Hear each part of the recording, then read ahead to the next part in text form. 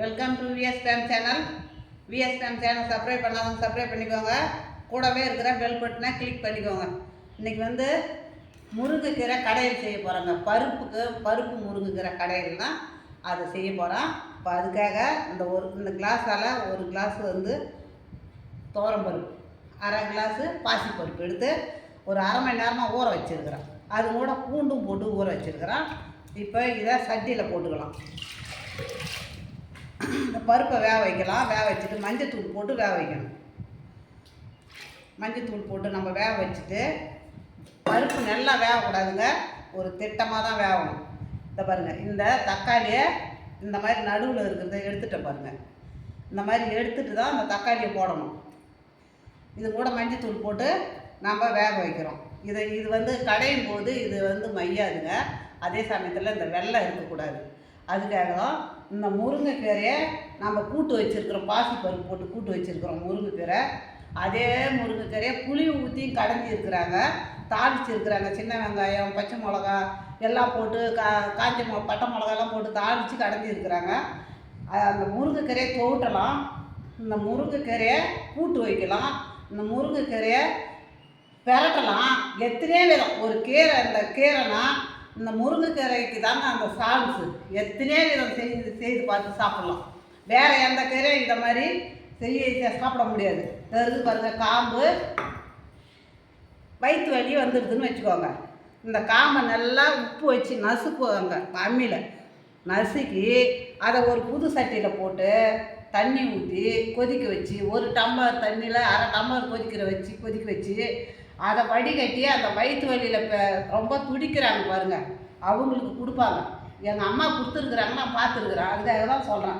இந்த காம்புலேயும் வைத்தியம் இருக்குது. இந்த இதில் வந்து அவ்வளோ ஒரு வைத்தியம் இருக்குது. அதை குடிச்சிட்டாங்கன்னா நல்லா ஃப்ரீயாகிடுவாங்க. காற்று பறியும், யூரின் போகும், வயிறு வலி இருக்காது, ஃப்ரீயாகிடுவாங்க. இன்றைக்கி நம்ம பருப்பு முருங்கைக்கீரை கடையில் தான் செய்ய போகிறோம்.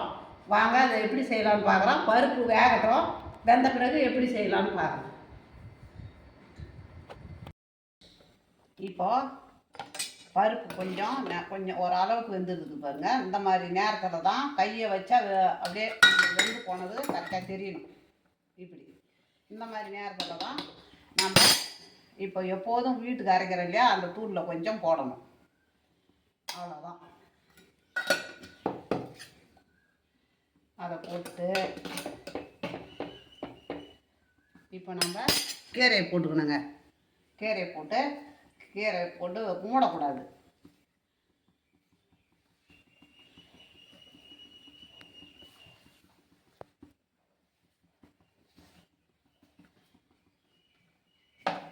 கீரை தோட்டுறதுன்னா எப்படி அப்படின்னு சொல்லுவீங்க. கீரை வந்து காஞ்ச பட்டை மிளகாயை கிள்ளி, கீரைக்கு தகுந்த எண்ணெய் கொஞ்சமாக ஊற்றி கடுகு போட்டு அந்த பட்டை மிளகாயை நல்லா செவரட்டுன்னு கீரைக்கு தகுந்த தண்ணி ஊற்றிடுவாங்க. அந்த தண்ணி கொதிக்கிட்டுன்னு கீரை அள்ளி போட்டு நல்லா வதக்கிக்கினே இருப்பாங்கங்க. அதுதான் தோட்டுறது.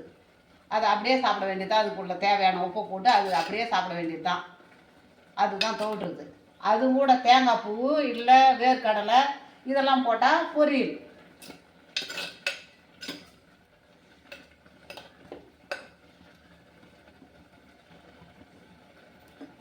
அப்படியே கொஞ்சம் நேரம் வேக விடுங்க.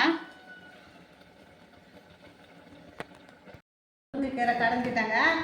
இந்த முருங்கைக்கீரையில் இரும்பு சத்து, சுண்ணாம்பு சத்து, எல்லாமே நார் சத்து எல்லாம் இருக்குதுங்க. இந்த முருங்கைக்கீரையில் அவ்வளோ சத்து இருக்குது. முருங்கைக்கீரையை வாரத்தில் 2 வாரம் 3 வாரம் இப்படி கடைஞ்சி சாப்பிடாட்டாலும் தொகுட்டி சாப்பிட்லாம், பொரிச்சு சாப்பிட்லாம், ஒரு அடவை செய்து சாப்பிட்லாம்.